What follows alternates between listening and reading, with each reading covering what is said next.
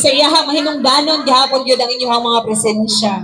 So palakpakan nato siya bigay nagkahinay ang ato mga pakpak. Dili ta paapekto sa kainit. Wala ba mga tao? Usag dae kay init. Normal lang bas mo siya mag-alingasa ang tao.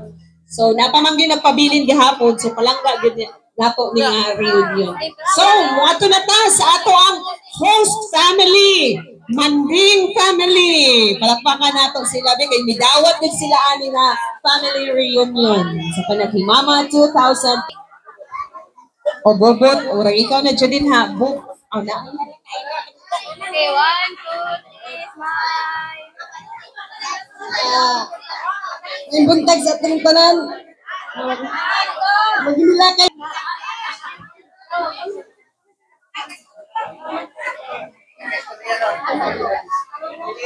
Ako nagpasalamat ko sa Ginoo nga nag-abot ko sa first na ko na tampong sa reunion dire. Huwag ko nagdahong nga magkita-kita ta sa dugan ako nga nawala sa nami sa Manila nagpuyo.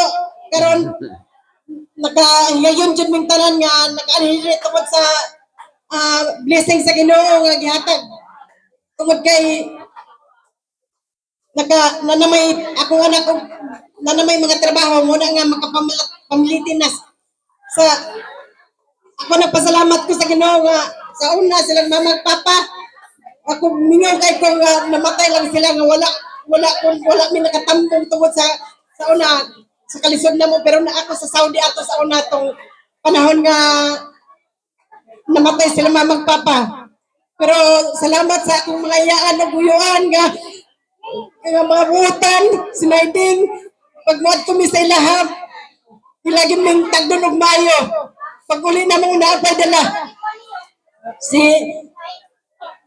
Manabasing pod mato na permit sa anuha sa Davao pa minamuyo magdala siya kamunggay og lukot malipay kayo mo tungod kay gusto siyo pitoy pod tungod sa kamaayo nila kanang sa una dito pa mi sa bukid na muyo gagmay pa mi di na kami hinumduman nga mato mi sa ilaha nga kanang lumapo mi kape. Yes, mo na nga perting butan kay sila sa amo sa ako among pamilya. Yes, tiyoy pod, unas tiyoy pod. 5,000 wala kayo kay layo man 5,000. Si tiyoy sa una pod dito mi sa ilaha, dito sa bukid pod. Salamat kayo sa inyo ha, ang Dios nagpanalangin sa atong mga pamilya na ipanalanginan dito nga tanan nga pamilya sa Bandal family. Salamat nga ang Dios perminti gyud nag-aban ka nato atong pasalamatan sa Ginoo nga atong mga kinabuhi tungod kay ang Dios maayo sa atong kinabuhi nga mahal tayo ng Dios. Ang Dios may makapangyarihan sa lahat. Sabi sa Biblia sa John 3:16, for God so loved the world that He gave His only begotten Son, that whosoever believes in Him should not perish but have an everlasting life. Na sabi ng Panginoon na mahal tayo niya at hindi natin pababayaan kailanman. Ilagak natin sa ating mga buhay mentras buhay pa tayo. Ang Diyos kasama natin sa araw-araw at siya lagi ang ating itataas sa ating mga buhay. Salamat sa Ginoo dahil siya lamang ang Diyos na makapangyarihan sa ating mga buhay. Praise God, hallelujah. Salamat mga kamag-anak, mga kaparentihan. Salamat na kami na-bless sa Ginoo nga pagkumangkon. Salamat na sila tanan nga maayong gud ang Ginoo sa mong kinabuhi. Nga sa una si mama at papa naglisod kami kay sa una. Pero sayang na wala sila kita sa among kagaran nga kami na ay among gamay nga blessingan sa Ginoo. At salamat sa tanan nga akong mga iyon ubian na maayo kayo sila sa atong pong pamilya, sa akong mga igagaw, sila Tikura sa una, sila Nulias. Salamat sa inyong kaayo sa amuha tanan. Praise God. Salamat po. Ito mo lang may akong maingon sa inyo ha. Salamat sa tanan. God bless us all.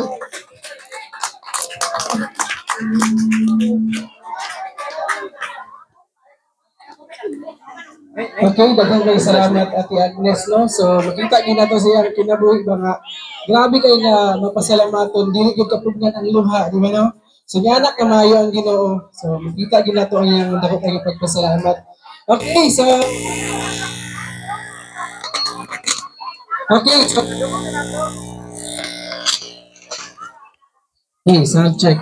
Okay, nabungod naman nato ang tanang mga testimony sa kada family o karon pinaka-importanting bahin sa ato ang programa karon before tama ito sa ato ang lingaw-lingaw, mga padula. So, maminaw sa taog kanang pulong nga makapabusog sa atong espiritu, diba? Sa atong espirituhanong bahin sa ato ang kinabuhi. Okay? So, way langan-langan atong tawagon ang usa sa alagad sa Ginoo gid nga nagapagamit gyud sa bulhaton sa Ginoo.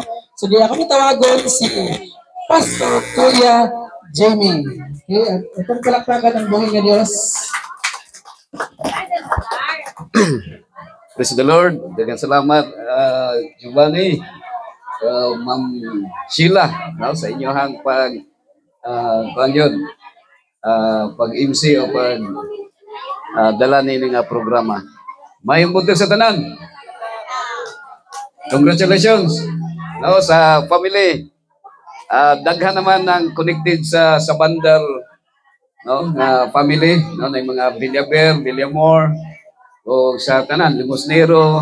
Di na ako ma-mention ang tanan mga kaigsunan.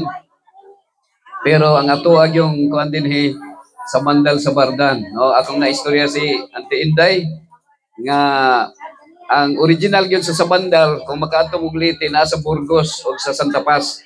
Na-assign ko dito 1 year as district leader, no, sa Adventist. Naadto na ko ang Santa Paz nga ang nidagan pagka barangay captain puro sa Bandal. Walay laing kalaban. So kung na'y mapildi, anay mo daw puro sa Bandal gyapon. Sa Bandal na dito niya. Panahon tayo sa gira, nanganhin diri sa Mindanao, o niya, nagpuyo diri sa Mindanao, sa Davao dapit siguro, asa nga lugar, o niya, paghuman sa gira, kay paulion masalite, pabaliko ng mga dilit taga dinhi, mo nga nag-change daw sa Bardan. No, nag-change. Ang uban sa Banal or sa Baldan. No, sige na baliktad. Napoy Bandal. Now, moto nga si Papa Binedo ang nagkuan og sa Bandal, ibalik sa Bandal.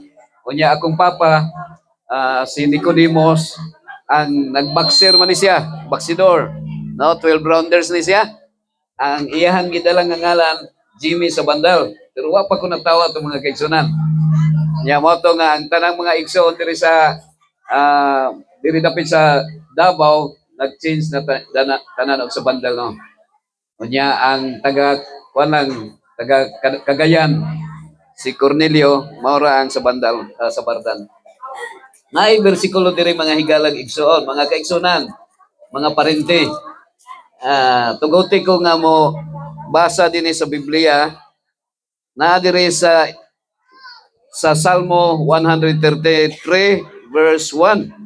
Behold, how good and how pleasant it is for brethren to dwell together in unity. No? So ingon diri nga tan-awa kung unsa ka nindot kaayo sud-ungon nga ang mga kaigsunan magapuyo nga nagkahiusa, no? So kinig yung sa una kun hibaw-an si nanay ug si tatay, kami mga si Noel mga original nga adopted, nya na-adapt ko, no? Nya sila alona.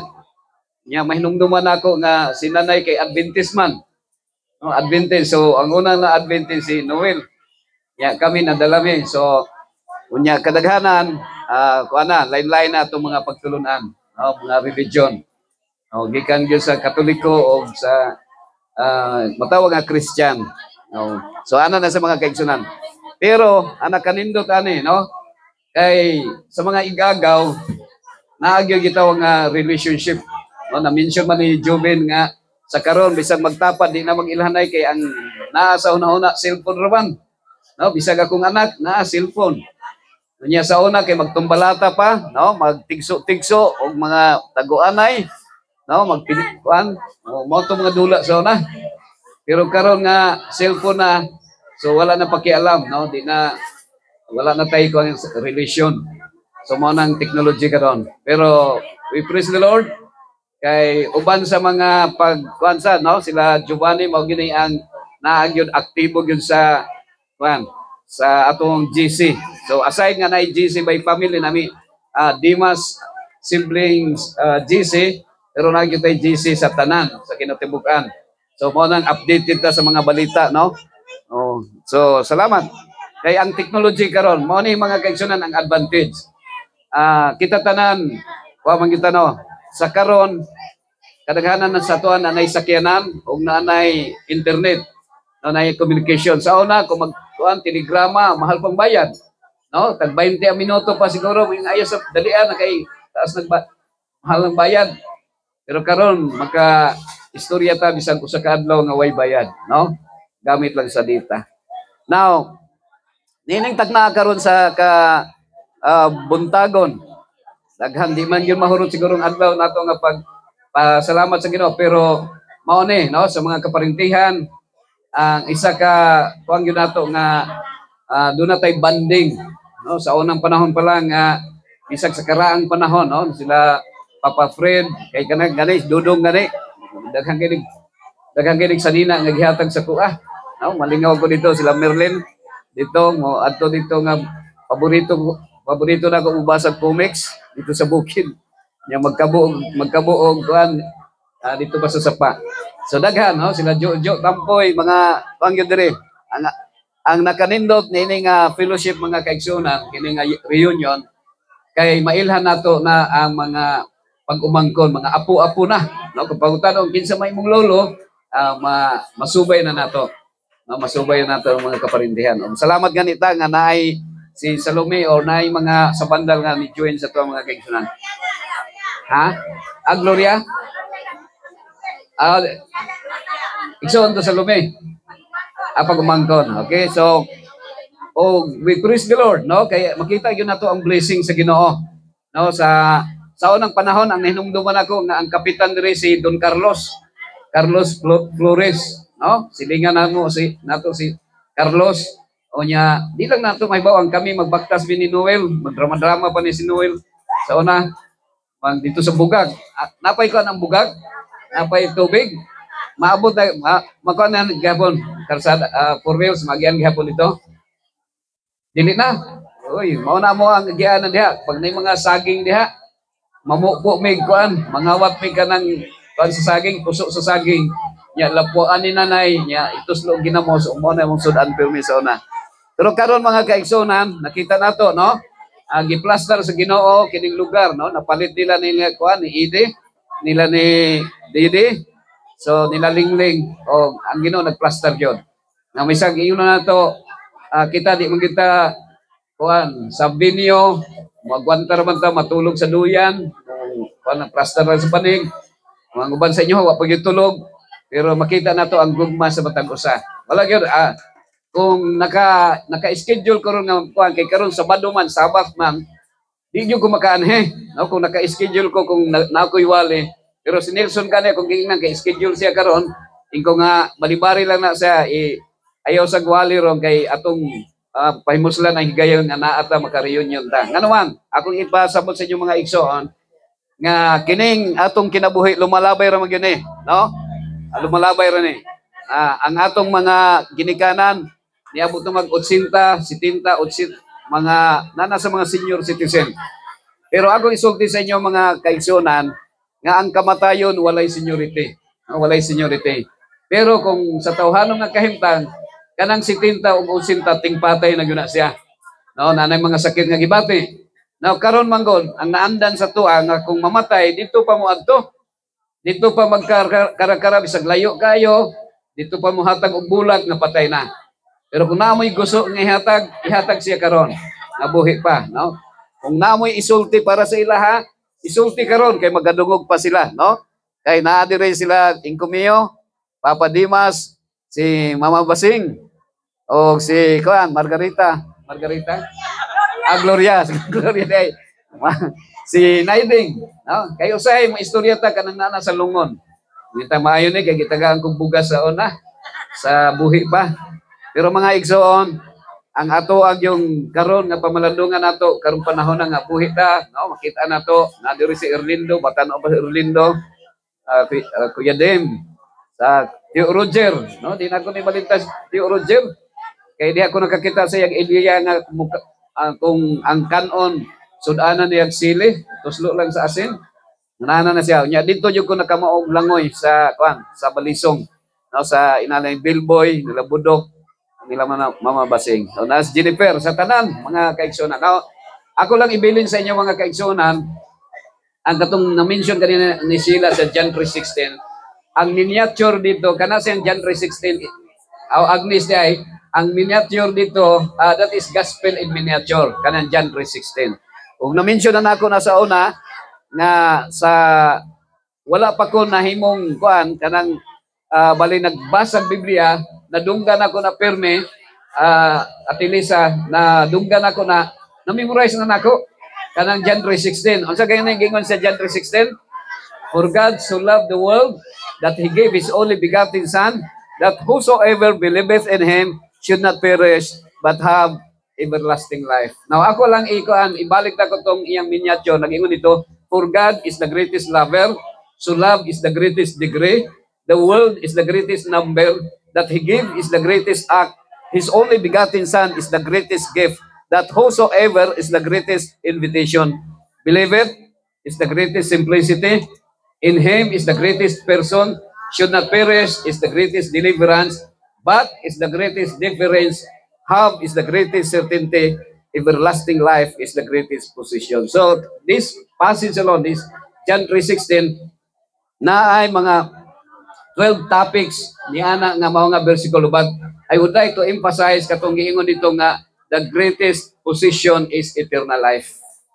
Mga kaigsunan, kita karon naaman tay mga posisyon na, no, posisyon nga katungdanan or kanang mga bahandi nga naangkon, no.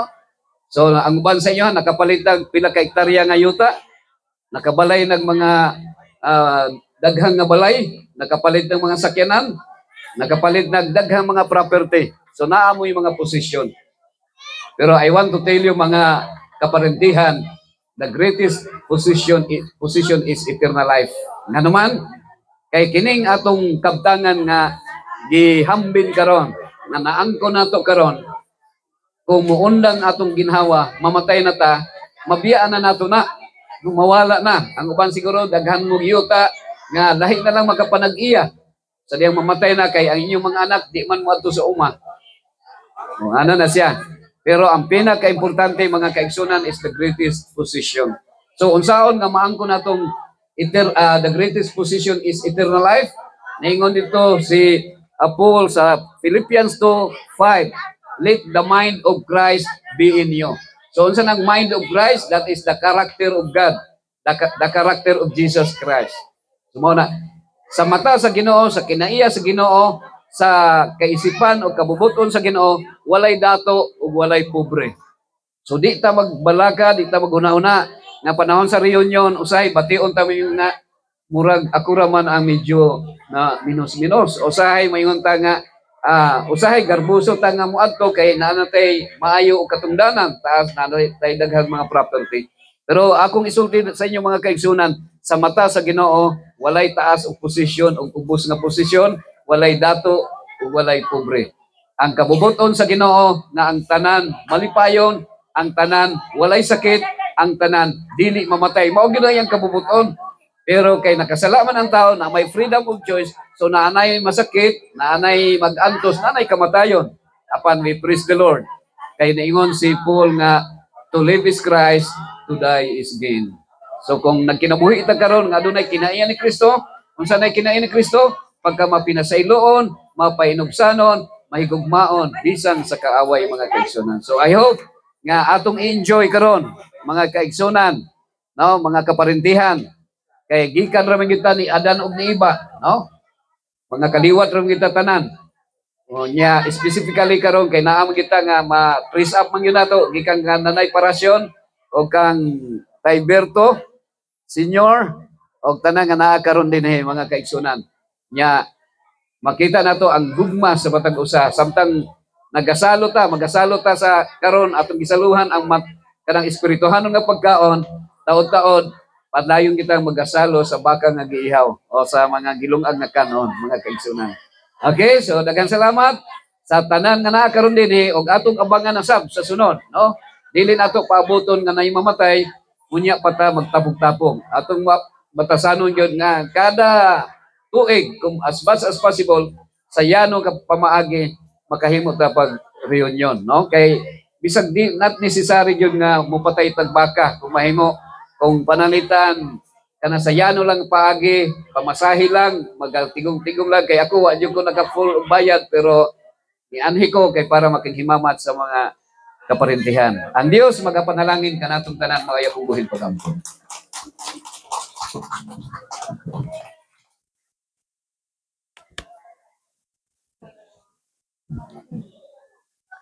Daghan kayong salamat sa buluhan.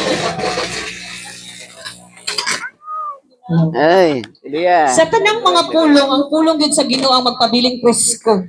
Way pagkadaan.